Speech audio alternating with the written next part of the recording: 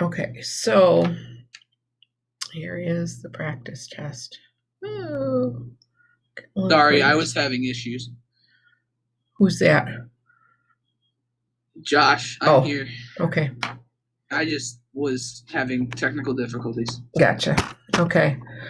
So you have your copy of your practice test. As we're going through it, make your corrections or your notes on it. Constant rate of change between X and Y in the table. So we're looking at, remember to put the Y's on top. We want the Y's on top always. So 4 minus 7 over -1 minus a minus 3. So 4 minus 7 is a -3. And then this will become a plus 3. So that would be 2. That would be between the first 2 points. The second 2 points, just to verify that that's the constant rate of change, is 1 minus 4 over 1 minus a minus 1. And we'll get -3 over 2. That becomes a plus. So that's between the second and the third. And then the last points are -2 minus 1 over 3 minus 1. And that gives us -3 over 2. So -3 over 2 is the answer, and that's D. So one of the things that I saw was people putting the X's on top. Make sure it's always Y's on top. Slope of the line that passes through these points, very similar to what we just did up in the top one. Take your difference of your Y's, -1 minus 4 over 1 minus a minus 2. -1 minus 4 is a -5 over 3. -5/3, F. Please stop me if you have any questions or you're confused about what I'm doing.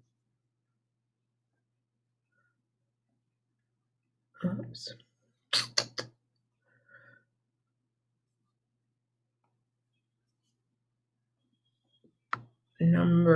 Oh shoot.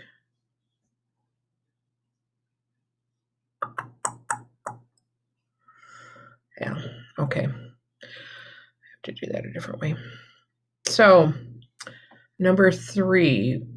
What are the 3 numbers that have a sum of 44 if the greatest number is 11 more than the least?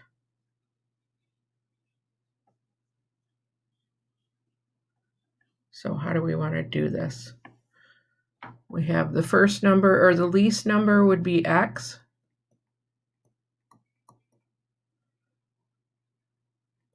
The middle number would be Y.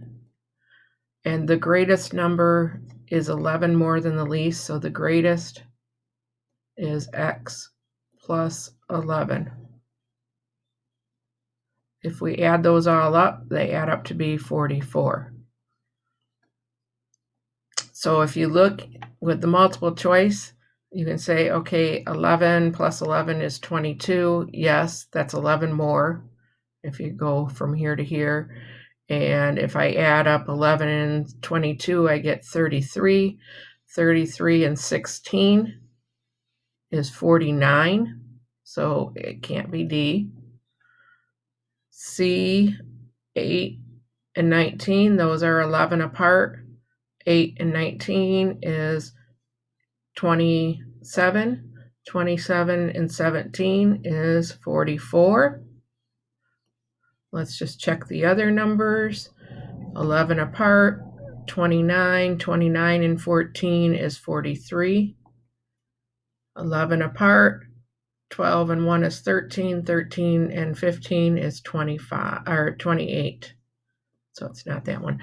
But if we did it using variables, if we add these up here, we have 2x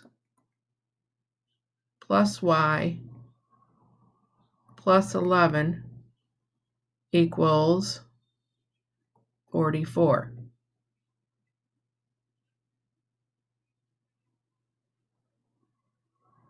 You would subtract 11 from both sides, get 33. So 2x plus y equals 33. And you still just have to plug in numbers because you don't have enough to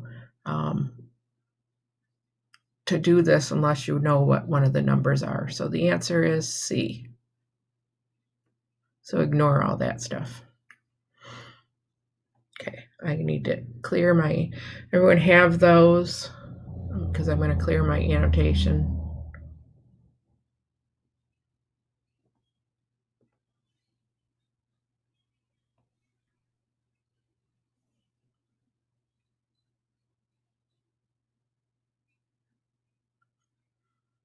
Okay. Number 4, the profits from selling t-shirts at store A are shown in the graph. The profit Y for selling X t-shirts at store B is represented by the equation Y equals 3.75X. Which of the following statements is true? There may be more than one. So store A made a greater profit per t-shirt. So they sold 10 t-shirts for $40. So 10 t-shirts for $40. So they made, they sold them for $4 per t-shirt. So yes, they made more than the $3.75 per t-shirt. Store B made a greater profit for a t-shirt. That's not true. Store A made a profit of $3.50 per t-shirt. No, they made a profit of $4 per t-shirt. And store B made a profit of $4. Nope, they made a profit of $3.75. So there is only one answer, and that is F.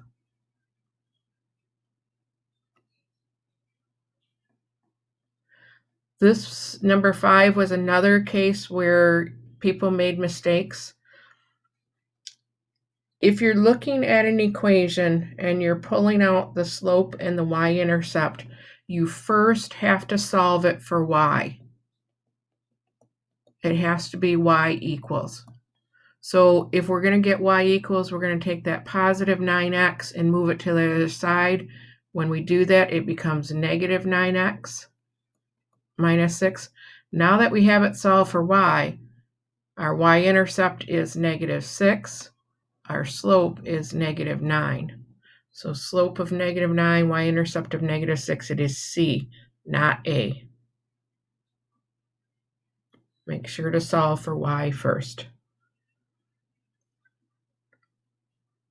And then number 6. I'm going to move this up a little bit.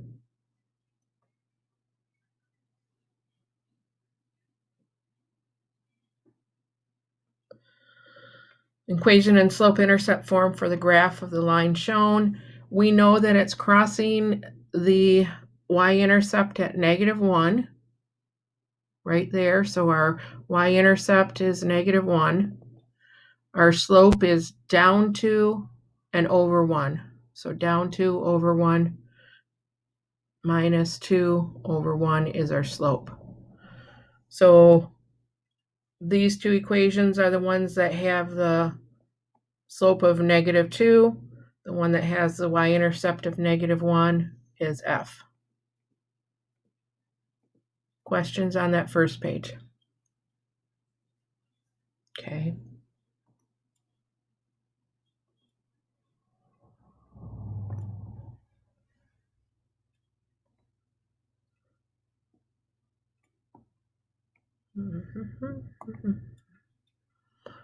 Okay. Let me do this. I think this will work. All right. So Alice is having her birthday party at a game center. The center charges $100 plus $20 per guest. The total cost of the party, Y, can be represented by that equation. What does the y-intercept represent? That $100 is what the center charges. So it's the cost to rent the game center. It would be B.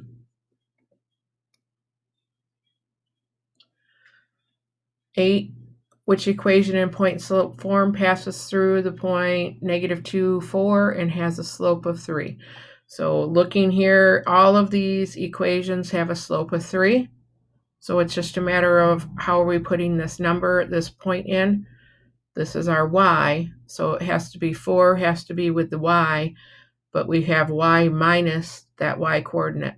These ones are plus, so it has to be one of these two.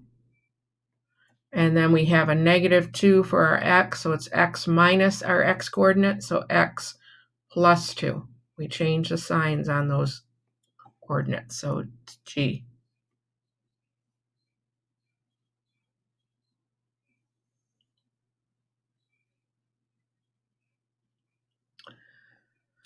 Number 9, don't forget about negative signs that are in front of the variable when you're solving these.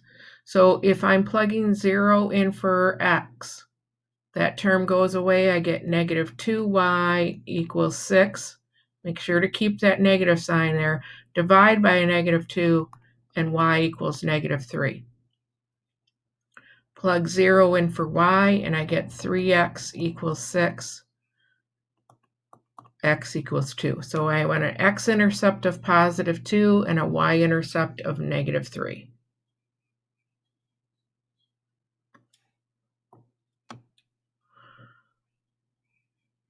Candace has $15 more than Amar. Their combined money totals $85. Which of the systems represent the situation? So Candace has $15 more than Amar. So Candace equals Amar plus 15. C plus equals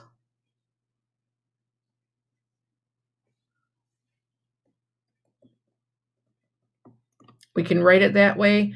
None of those equations are solved for C, so they have C and A on the same side of the equation, so it would be C minus A equals 15. The difference between them is 15.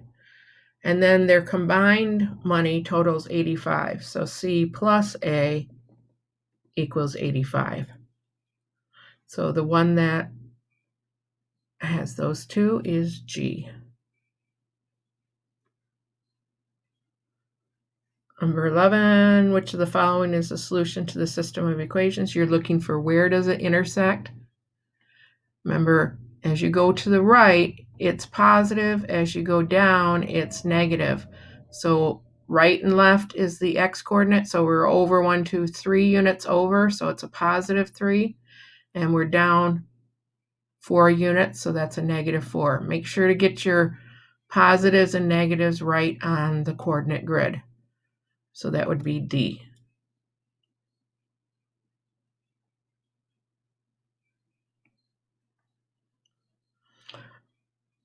We can do a couple different things with number 12. We can graph those equations out in Desmos if we want to see where they intersect, or we can do a substitution.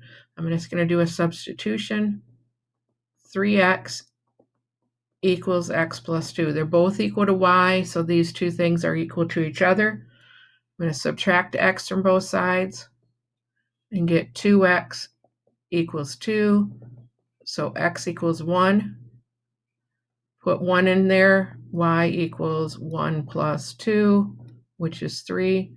So our point of intersection is 1, 3. The other way you could do that is take each one of these points and plug them in. So if I plug 3 in for the x, 3 plus 2 is 5. I don't get the y coordinate, so I know that that's not my solution. Plug -3 in there. -3 plus 2 is a -1. That's not the y coordinate for that. So that's not my solution. And if I put 1 in there for x, 3, that's not my y coordinate, so that's not the solution. And then I would suggest, once again, you could go ahead and put these in Desmos too to find the solution, or you can do a substitution. 4x minus 2 equals 2x plus 2. So 2x minus 2 equals 2. Add 2 to both sides. 2x equals 4. x equals 2. So if x equals 2, we plug that back in. Y equals 2 times 2 plus 2. Y equals 6. So 2, 6 is our solution, and that is D.